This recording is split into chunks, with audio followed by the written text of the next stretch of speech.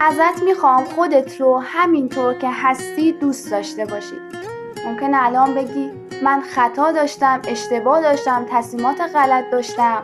چجوری خودم رو دوست داشته باشم؟ چجوری با خودم مهربون باشم؟ فلانی خوبه، خطا نداشته، اشتباه نداشته، تصمیمات غلط نداشته. نه عزیز من، فلانی خطا و اشتباه داشته، ممکنه بازم داشته باشه.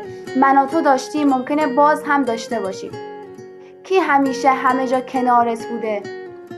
کی همیشه همه جا قدم به قدم باهات اومده؟ پاهات. کی همیشه همه کارهاتو انجام داده؟ دستات. کی همیشه همه اون چیزی که اطرافت اتفاق افتاده رو دیده و بهت نشون داده؟ چشات. کی همیشه همه چیز رو شنیده؟ گوشت. کی همیشه همه چیز رو پردازش کرده و فهمیده؟ مغزت. با خودت مهربون باش، خودت رو دوست داشته باش، چون توانمندی، ارزشمندی. ازت میخوام این سوال رو از خودت بپرسی: من چطور میتونم با خودم مهربون تر باشم؟ چطور میتونم هوای خودم رو بیشتر داشته باشم؟